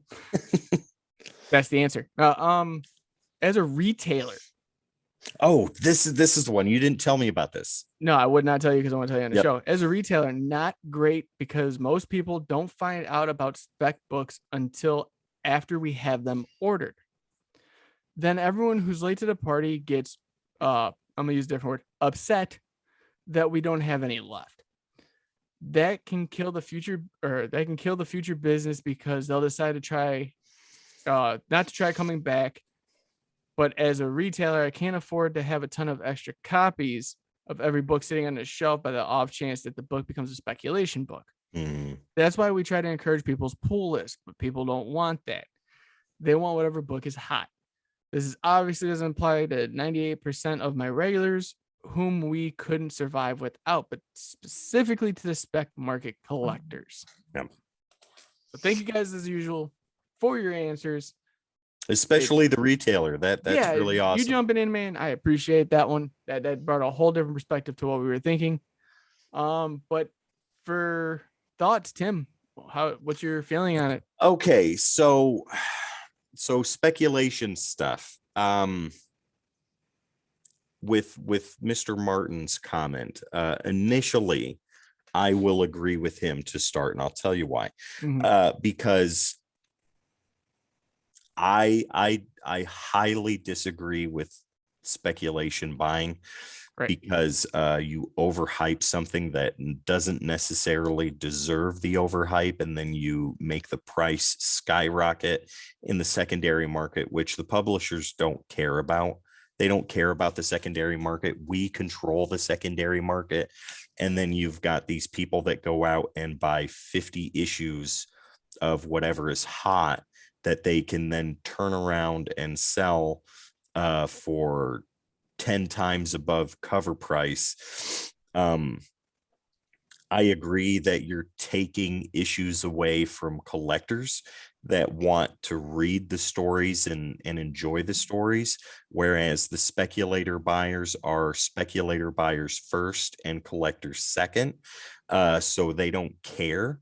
And all they care about is making profit and making money off of easily naive and manipulated consumers. And I highly disagree with that. Like Stray Dogs. Okay, Stray Dogs is a series that didn't deserve to have the hype that it had.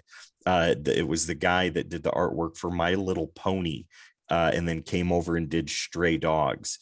And the only reason it was hyped was not because the story was awesome, but because of the artist.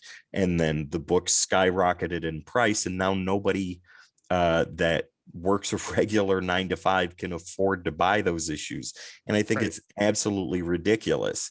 And then whenever people catch wind of a rumor that maybe possibly kind of sort of this one particular character that had half a panel in a offbeat Marvel or DC issue is going to show up in a movie or be mentioned, that issue explodes in price, and then it is absolutely unobtainable, and then it doesn't calm down, and it makes it absolutely ridiculous for people like me who are collectors first, that want to complete runs and stuff like that. I will not pay $100 for an issue that doesn't deserve to be $100. It's like and everybody in comic book collecting on the Facebook group, you'll know what I'm talking about. All hail Darkhawk. The guy that speculated on Darkhawk because it was rumored that he was going to be, I think, in Guardians of the Galaxy 3. Yeah. It was rumored. So he bought up as many of the issues of Darkhawk as he could find. And he just knew that he was absolutely going to get rich. And the price of Darkhawk did go up for a short time because of that. But now Darkhawk is nothing but a running gag on the internet. All hail Darkhawk. I got my Darkhawk #1. So now I can retire and buy my own. Exactly. And now I can't. And now they're pushing Super Pro to be the next Darkhawk. And I find that absolutely hilarious because Super Pro has no right to be worth any more than 10 cents. And people are pushing for it. And I get why they're doing that, because some of y'all aren't that smart, and you'll go out and you'll buy that Super Pro issue thinking that you're going to make a lot of money off of it, and you're not. But on the other side of the aspect, here's where I can agree with speculation buying to a point. So purely from a business perspective, speculation buying makes sense, right? So if that random obscure character is rumored to be in the next big movie or television show that's coming out, and you know that all of those issues are in dollar bins, and you tear out and pick up as many of them as you can, and then the speculation boom hits for that particular issue and the price skyrockets, now you're making money and you're being smart. And I get that. As a business, if that's what you do as a business and that's what you do to earn your money and make money, do it all day long. It doesn't matter who gets mad at you, because you're the one making $100 an issue in the end. And it doesn't matter if I get upset or you get upset or he gets upset or she gets upset. That doesn't matter, because you're making money and you're doing your job. You're doing what you're supposed to do. So I get that. And I understand that. I don't like it, but I get the fact that like Primordial just came out, Jeff Lemire. And if you haven't read that, get to it before it goes up in price, because it's going to be a speculator buy 100%. But and it's a great story. If you love Department of Truth, which also had no business being as expensive as it is right now. But if you like Department of Truth, go check out Primordial. Super awesome, super amazing. But I heard about that before the issue even hit shelves. Oh, Jeff Lemire's got a new series coming out, Primordial. It's going to be amazing. Everybody's going to want it. I'm going to go buy 100 copies. As a business decision, that's a smart move, because it could pay off. But if it's a terrible series, which it's not, then you lost out on however much you spent on all that. And now you have to move unwanted merchandise, and you got to figure out how to do that. So in that aspect, I don't feel sorry for speculator buyers. But I have a friend, and this will be my last point, and then I'll pass it over. Please go on. It's fine. I have a friend. I've known him since my days on Stash My Comics, and he's a real good friend of mine. I don't want to call him a speculator buyer, because I don't think that that's what he is. He's a smart buyer. But is he one of those key collectors? Yes. But he takes advantage of speculation and things that he knows eventually will be, like Ms. Marvel. When Ms. Marvel came out, a lot of people threw a fit about that for whatever reason or whatever. He bought like 50 copies of issue number 1, and all of a sudden series is announced, and now he's got 50 copies worth $100 each. Dude was raking in the dough, and people were giving him static about it, and he's like, why are you guys upset? You didn't do this when the issue came out. You didn't buy all these copies because you didn't care. I did, because I knew what would happen. So I did this. And him and I were talking privately about that. I was like, who cares what they say? It doesn't matter. You did the smart thing, and you found all these copies in number 1, and now you're rolling in the dough with it. Doesn't matter. So that's my opinion on speculation buy. Go ahead. All right. Well, okay. So for me, honestly, I just don't care. That's my announcement. Let's move on. No. Okay. Thank you for. Right. No. To me, I understand it, and when I say I understand it, I say it at the aspect of someone who collects. If you do not have a pull list, that's your fault. Agreed. If you're a collector and you're trying to fill a run, and it's a current comic, that is on you, 100%.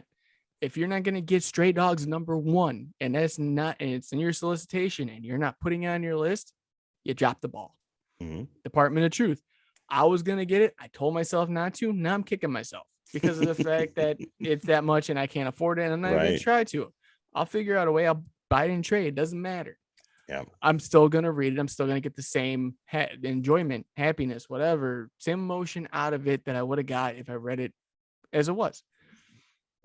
When it comes to certain speculator books, like I remember Naomi came out by Yep. Brian Michael Bendis, and that was the biggest one. It was like, dude, you couldn't even get it. Like, usually you could still put it on your pull list a little bit after final cutoff, but you couldn't even do it then. And I was like, I don't really care that much about it.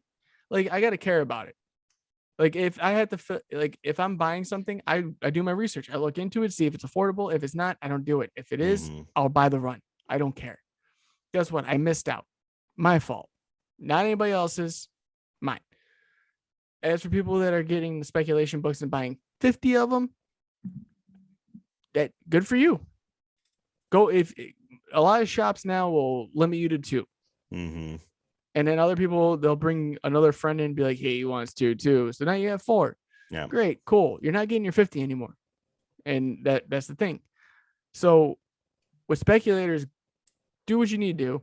It's a market. Everything's a market. You got people buying Pokemon cards and flipping those. Magic the Gathering cards. Magic everything. the Gathering. You got everything can be a market. Video games. I mean, they got graded 10 like Super Mario 3s going for tens of thousands of dollars. Yeah, you know, millions of dollars. Yeah, people are still looking for ET. It's great. But as far as it ruining a run for me, it hasn't. Let me rephrase that.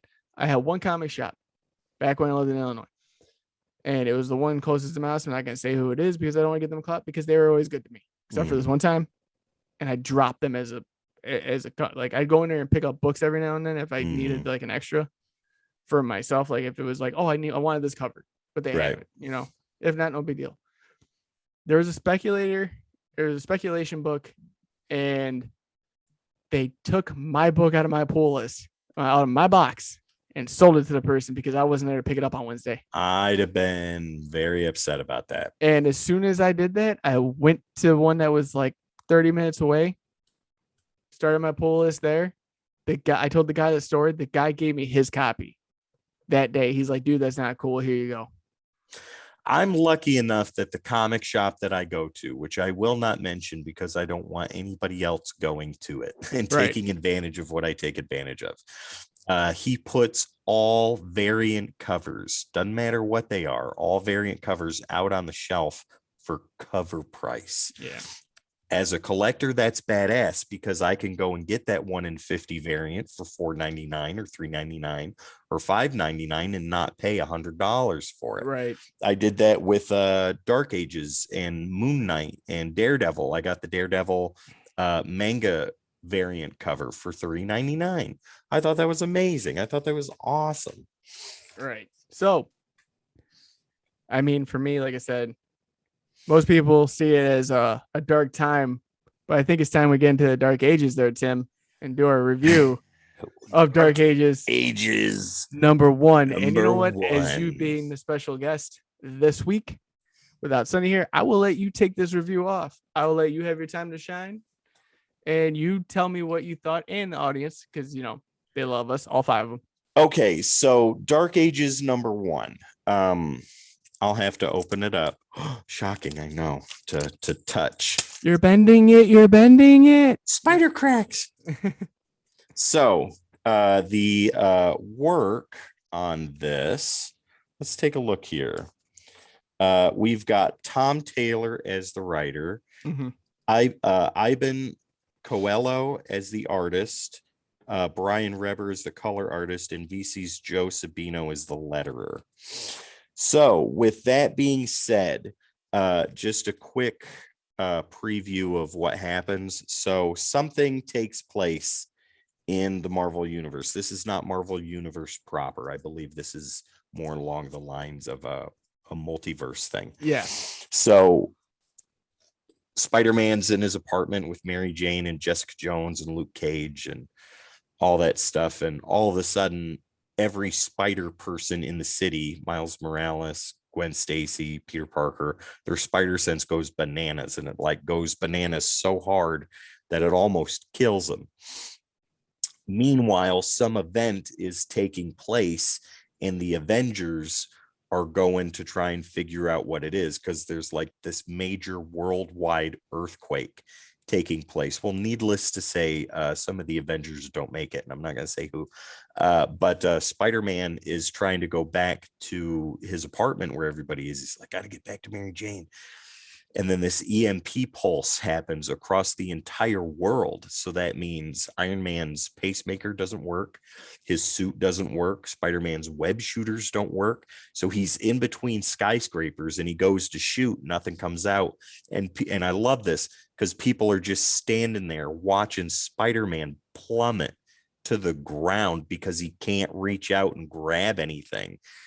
Absolutely amazing. So instantly my review on this, 1 to 10, I'm going to give this a solid 9.5 because this really brought me in, both with the artwork and the writing. The reason behind what's taking place is a little generic, which takes away that 0.5 for me.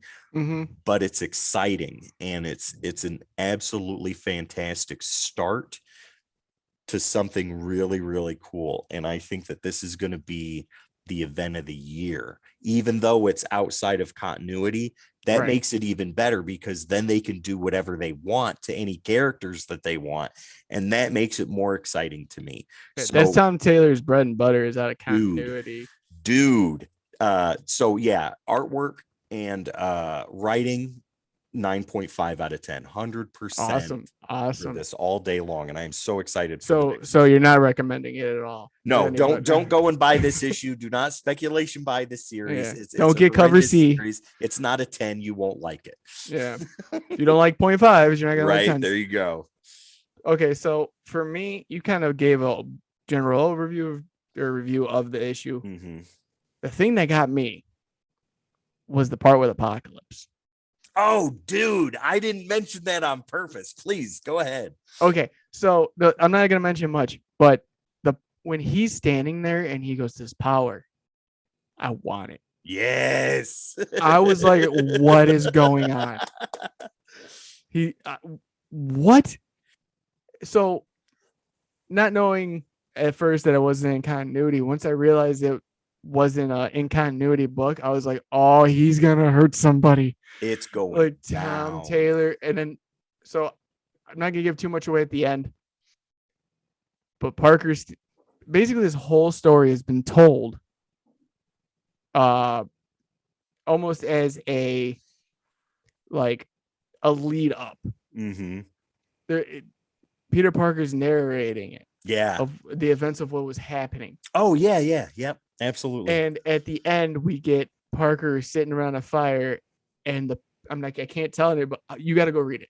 The people or the characters that you see at the end and who he's talking to, book won me. Yeah. 100%. I am still in the 9 realm. Okay. But I'm giving it a 9.2. Ooh, 9.2. I'm curious. Reason is I felt that if you didn't need the narration, you didn't need Parker telling secondhand. This could have been something where it's where the story takes place. That's your beginning. You didn't need narration. I felt like I had X-Men PTSD going on. Every narration bubble you can think of. Box. See, I can't even think. But I felt that was a little much for me.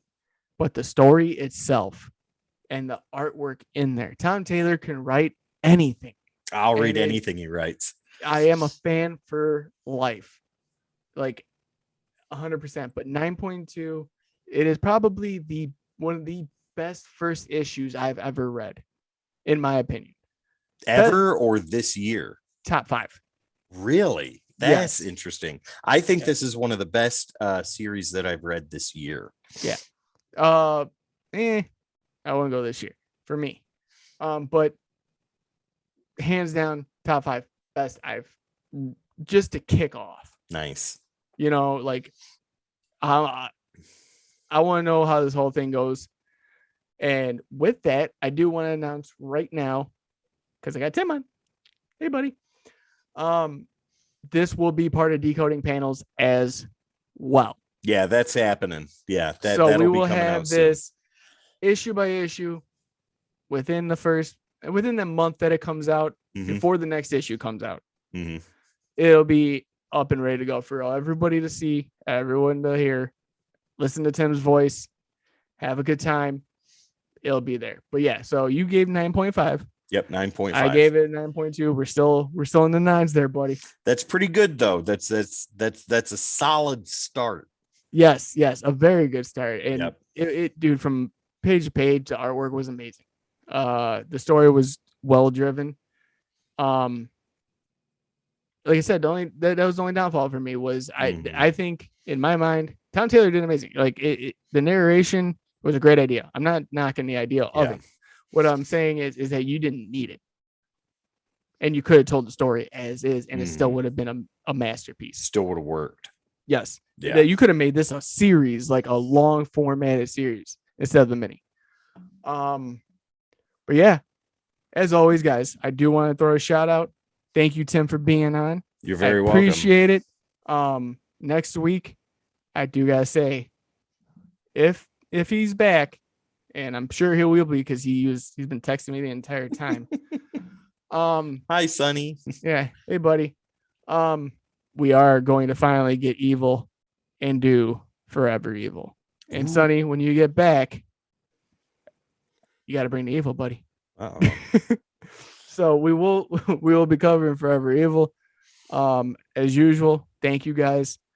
Comment, like, share, subscribe, hit that notification bell too, guys. I mean, we've been going up with subscribers, and I want you guys to see all this content from Decoding Panels, Codex Gaming, Codex Podcast, Decoding Panels Origins, gonna be coming soon. All right, we got so much. Go check out Grady Meat. I love every single one of you, and I hope you guys have a great day. Tim, thank you again for being on. It was an amazing show. And thanks, guys. We'll see you later.